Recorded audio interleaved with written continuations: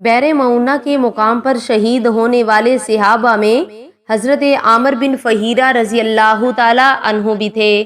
جب یہ شہید ہوئے تو اللہ تعالیٰ نے ان کی لاش کو اوپر اٹھا لیا، ان کی لاش پھر زمین پر اتار دی گئی۔ انہیں قتل ہونے والوں میں تلاش کیا گیا لیکن ان کی لاش نہ ملی۔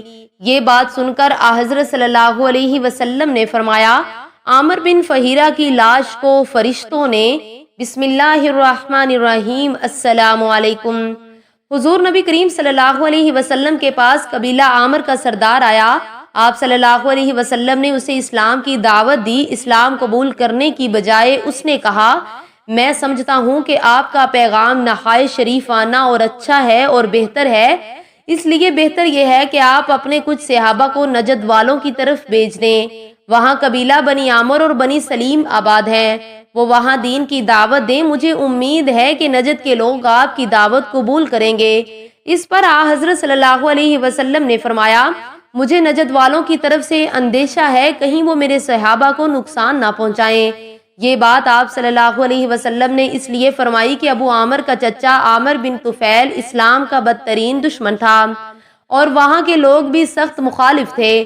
آپ کی بات سن کر ابو عامر نے کہا، آپ کے صحابہ میری پناہ میں ہوں گے، میری ذمہ داری میں ہوں گے۔ آپ صلی اللہ علیہ وسلم نے اس سے وعدہ کر لیا۔ وعدہ لے کر ابو عامر چلا گیا۔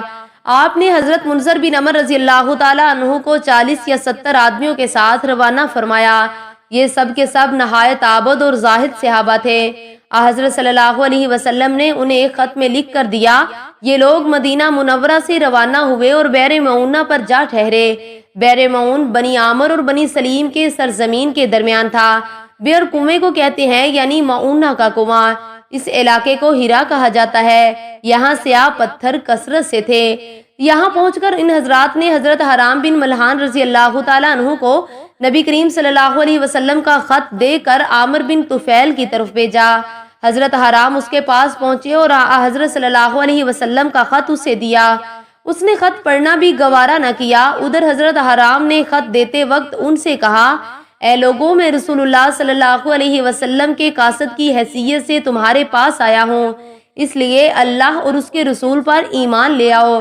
ابھی وہ یہ الفاظ کہہ رہے تھے کہ عامر بن طفیل نے ایک شخص کو اشارہ کیا۔ وہ ان کے پیچھے آیا اور پہلو میں نیزہ دے مارا۔ نیزہ ان کے جسم کے آر پار ہو گیا۔ فوراً ہی ان کے منہ سے نکلا، اللہ اکبر، رب کعبہ کی قسم میں کامیاب ہو گیا۔ انہیں شہید کرانے کے بعد عامر بن طفیل نے اپنے لوگوں سے کہا، اب اس کے باقی ساتھیوں کو بھی قتل کر دو۔ انہوں نے ایسا کرنے سے انکار کر دیا کیونکہ انہیں یہ بات معلوم تھی کہ یہ آنے والے حضرت ابو عامر کی پناہ میں ہیں۔ ان کی طرف سے انکار سن کر عامر بن طفیل نے بنی سلیم کو پکارا۔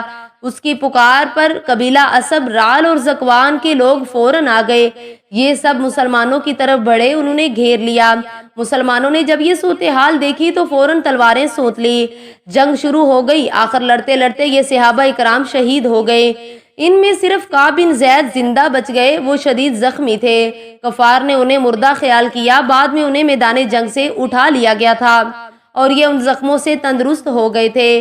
ان کے علاوہ حضرت عمر بن امیہ رضی اللہ تعالی عنہ اور ان کے ساتھی اور ایک صحابی بھی اس لڑائی میں زندہ بچ گئے۔ جب مشرکوں نے مسلمانوں کو گھیرے میں لیا تھا تو یہ دونوں اس وقت اونٹ چرانے گئے ہوئے تھے۔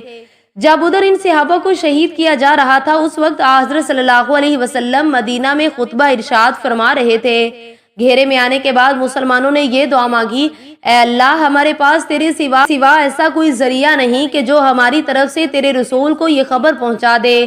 اللہ تعالیٰ نے ان کی دعا قبول فرمائی۔ حضرت جبرائیل علیہ السلام نے فوراً حضرت صلی اللہ علیہ وسلم کو اس واقعے کی خبر دی۔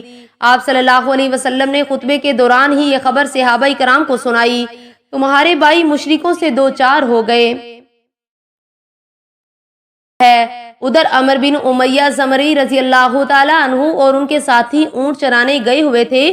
ان دونوں نے پڑاؤ کی طرف مردار خور پرندوں کو منڈلاتے دیکھا تو پریشان ہو گئے اور سمجھ گئے کہ کوئی خاص واقعہ پیش آیا ہے۔ چنانچہ یہ فوراً اپنے ساتھیوں کی طرف روانہ ہوئے۔ اس وقت تک صحابہ اکرام کے قاتل وہیں موجود تھے۔ یہ ہولناک منظر دیکھ کر حضرت عمر بن امیہ کے ساتھی نے پوچھا، اب کیا رائے ہے؟ حضرت عمر بن امیہ رضی اللہ تعالی عنہ بولے، میری رائے یہ ہے کہ ہم رسول اللہ صلی اللہ علیہ وسلم کے پاس چلے جائیں اور اس سانحے کی خبر دیں۔ اس پر ان کے ساتھی نے فرمایا مگر جس جگہ منظر بن عمر رضی اللہ آدمی شہید ہو چکا ہے میں وہاں سے اپنی جان بچا کر نہیں جاؤں گا۔ اچھی بات ہے میں بھی تیار ہوں۔ اب دونوں نے تلواریں سوت لی، دشمن کو للکارا اور ان سے جنگ شروع کر دی۔ آخر کار حضرت عمر بن امیہ رضی اللہ تعالی عنہ گرفتار ہو گئے جبکہ ان کے ساتھی صحابی شہید ہو گئے۔ عامر بن طفیل کی ماں نے ایک غلام آزاد کرنے کی منت مان رکھی تھی۔ اس نے اپنی ماں کی منت پوری کرنے کی خاطر عمر بن امیہ کو آزاد کر دیا۔ یہ حضرت صلی اللہ علیہ وسلم کی خدمت میں حاضر ہوئے اور سارا واقعہ سنا دیا۔ آپ صلی اللہ علیہ وسلم کو بہت رنج ہوا، سارے صحابہ غمگین ہو گئے۔ اس کے بعد آپ صلی اللہ علیہ وسلم نے عامر بن طفیل کے لیے بددعا کی۔ بددعا کے نتیجے میں وہ طاعون کے مرض میں مبتلا ہو کر ہلاک ہو گیا۔ بیرمون یہ ہے کہ ان شہید ہونے والے صحابہ میں حضرت عامر بن فہیرہ بھی تھے۔ جب یہ شہید ہوئے تو اللہ تعالیٰ نے ان کی لاش کو اوپر اٹھا لیا۔ ان کی لاش پھر زمین پر اتار دی گئی۔ انہیں قتل ہونے والوں میں تلاش کیا گیا لیکن ان کی لاش نہ ملی۔ یہ بات سن کر حضرت صلی اللہ علیہ وسلم نے فرمایا عامر بن فہیرہ کی لاش کو فرشتوں نے دفن کیا ہے۔